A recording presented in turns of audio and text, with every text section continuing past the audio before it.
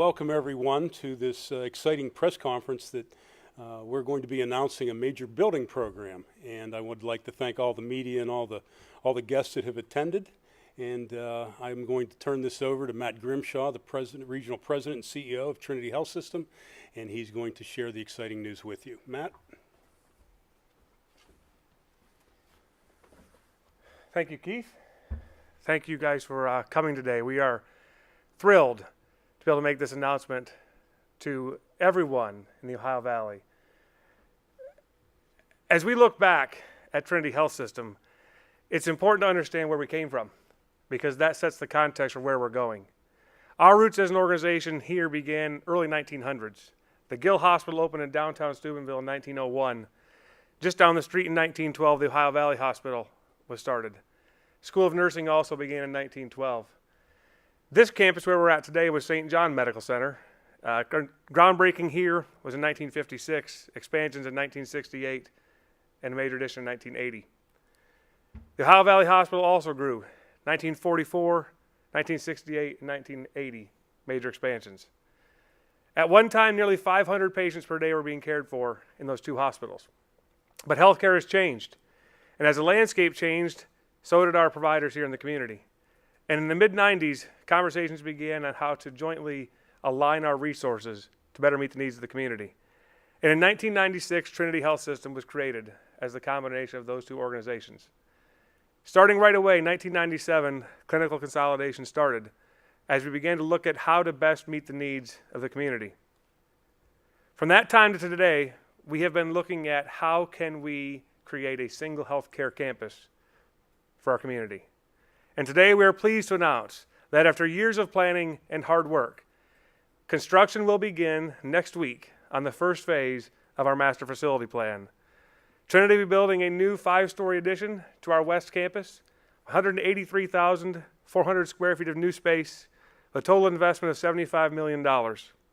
This funding is provided by Sylvania Franciscan Health and Catholic Health Initiatives, and it is fully funded.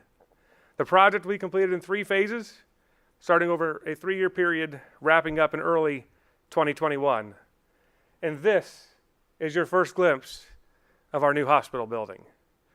This addition connects the 3 major wings of our campus. From the main entrance, it spans to the north to our Heart Center building, and to the south to where our operating rooms and ER are located. We took a lot of time in this design process to make sure we were honoring the legacy of our organizations and our community. It is intended to represent the past as well as the future. The architecture, the exposed steel beams as a nod to our steel industry past, and hopefully our future as well. We believe this new building allows us to provide care in a way that no one else in the region can or will in the near future. The 3 phases begin, as I said, next week. Construction fences will be going up and site work begins for new parking and a new service drive around the front of our campus. By August, that will be complete, and we'll begin the second and most important phase of construction. That will involve some demolition of our outpatient center space on the campus and the construction of our new tower. That construction will take about 2 years. Then, late 2020, when the construction is complete, we will go back into the hospital that we have today and complete phase 3, which involves renovation of several existing spaces to expand patient care. The highlights of this project really are centered around inpatient care. We have designed a new universal bed concept that we'll be introducing to the community. These rooms are a giant step forward in how we provide care. No longer will we have to move a patient to adjust their care. We'll be able to adjust the care needs around where the patient is. These new rooms also bring the latest in design to our hospital, where every patient has an oversized bathroom, large windows, and is not facing directly at a wall. And the latest design includes actually angling the rooms approximately 15 degrees so the patient is facing the window to take advantage of the natural light. That is a big step forward in healthcare. We'll also have a large new atrium space, gathering space, central registration, and access throughout the building for all of our services. Here's a floor plan of the first floor. It's hard to see from the back, but there's the 2-story atrium in the front flowing through to the middle. easier wayfinding, access to elevators, central registration, and new diagnostic services. The third floor is our new surgical services hub. We'll have new prep and recovery areas, new PACU for phase 1 recovery, and 16 new progressive care beds for our surgical patients. This floor is also where our main operating rooms are located, our ICUs, and our third north tower, all connected on one level. As you go further up the building, the 4th and 5th floors are identical, 36 bed units, all universal beds, all flexible design, identifying our best way to care for our patients. The support staff space, the decentralized nursing model, the ability for our staff to be more hands-on to our patients, less time away from our patient rooms, are all enhancements that occur through our new design. Here is the new main entrance. As you open the front door, you'll be welcomed by an information desk, new registration areas, new gathering spaces, and a 2-story open air feel, bringing natural light into our building. This further connects back to a second atrium space, again providing wayfinding and access to other diagnostic services directly from the main entrance. Here's a look at our patient rooms. The design goal of this project was to deliver on a hotel-like atmosphere so our patients really don't feel like they're in a hospital, and I believe we've achieved that. As you can see, the room is slightly angled so the patient bed faces the window.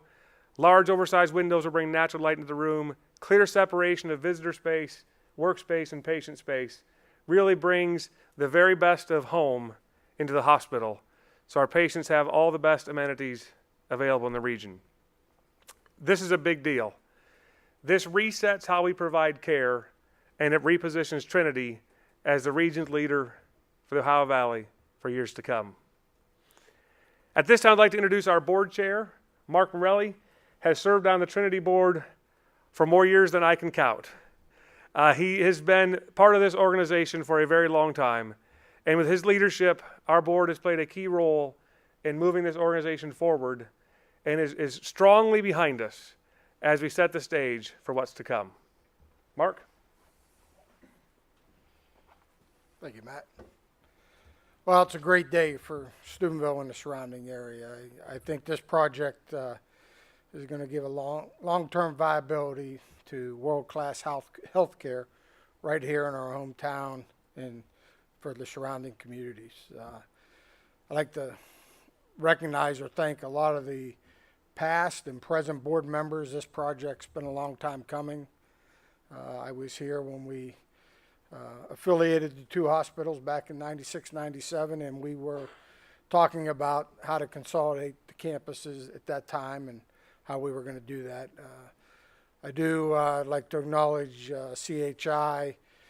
They brought a lot of resources to bear over the last couple of years to make this project actually come to fruition. So I think it's a great day. Thank you.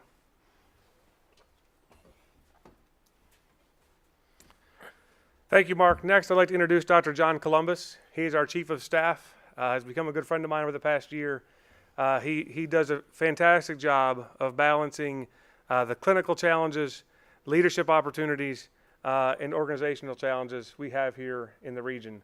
And I'd like him to share some comments on how this impacts the way we provide care from a clinician standpoint.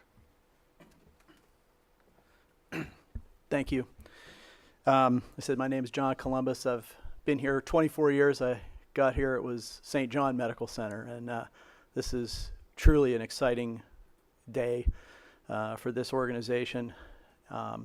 There has been so much work that have gone into this, and so much leadership has gone into this, from administration to CHI and to the sisters of Sylvania. The medical staff is very excited for this project. It changes the way we practice here. It brings us current into the 21st century. It is going to be not just a building with rooms, it's the way we do things and the attitude with which we do things. This project has taken a lot of vision and a lot of leadership to get going. we have more to come with regards to technology that's going to be added to this: radiology, cardiology, surgery, and eventually emergency medicine as well. I'm thrilled to be here, and I can't wait till the ground starts breaking. Thank you.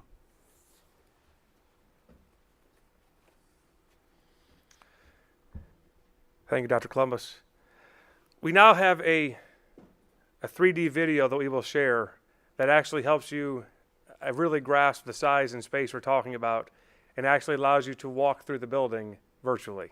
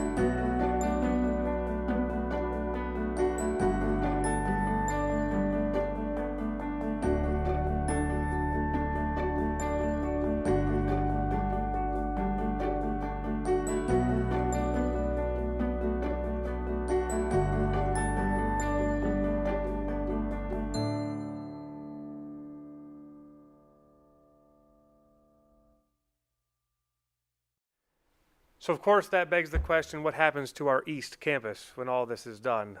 And we are pleased to announce that we have not ignored the campus or what it means to that part of the community. Here in the room today, I'll introduce Scott Keller. He is from an organization called Dynamis Advisors. He'll be available for comments when we're done here. His organization specializes in repurposing hospital buildings. They have worked with CHI and other markets, including Reading, PA, done a lot of work here in Ohio as well. This is what they do. And as we began looking at our campuses, it became clear that we had to consolidate our inpatient services on this campus. But it doesn't mean that we have to move everything out of the East building. In fact, we believe there are valuable assets and clinic services that are important for that part of the community as well. So one of our goals, and which is why we brought them on board, is to work with community leaders, work with state leaders to develop funding opportunities and partnership opportunities to inject new life into that campus. Our hope is that over the next 6 months, we'll identify a workable solution to make that campus a valuable asset for Steubenville. And we believe we have the right partner to make that happen. They've done it successfully in other markets. And there are other investment vehicles that we don't have access to as a hospital system that are vital for redevelopment plans. So as we look to the future, we do want to make it clear that we are not going to walk away from that side of community, that we believe that there is value that can be brought to the community through establishing better relationships and partnerships with organizations to make it happen. With that, certainly be available to answer any questions you might have. We thank you for coming. Today is a big day for Trinity. As we look to the future of healthcare, we are committed to remaining a very viable part and an important part of this fabric of our community. And Trinity and CHI are committed to providing the services we need for the region for the long haul. Thank you all.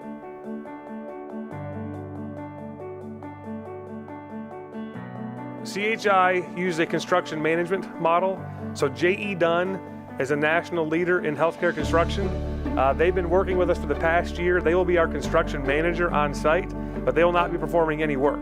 They will facilitate the bidding process. We've already been working to solicit bids from local contractors for the last several weeks. We've actually awarded several bids already. But they will be facilitating that work with the local contractor community for all the subs. And we really do hope to have broad participation from regional contractors to make this project come to life.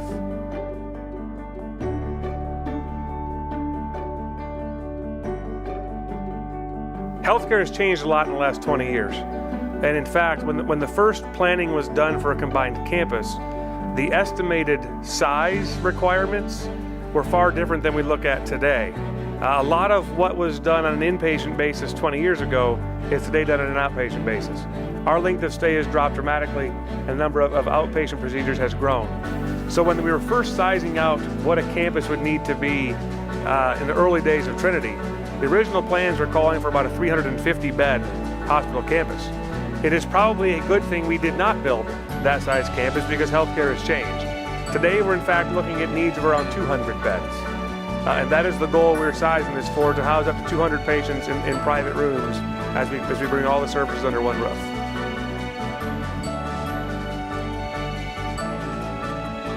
Over the past year, we've rolled out a program we call Experience Distinction. It's really rooted in why we're here in healthcare as a foundational point for all of our staff, physicians included. And we began looking at our patient satisfaction results, and they were trending in the wrong direction. And we know that we have facility challenges that lead to some of that, but a lot of it is attitude and how we treat people. Over the last 12 months, we've improved our patient satisfaction results nearly 20 percentile points. But it has been through a concerted effort focused around really reconnecting with why we're here. What is our mission? What are our core values? How do we live those out on a daily basis? And connecting with our coworkers and our patients at a different level. And it is working. We have re-energized our staff. We have invested thousands of training hours in our employee base over the last 12 months to really reset the expectation of what it means to be part of our Trinity team. And it is working.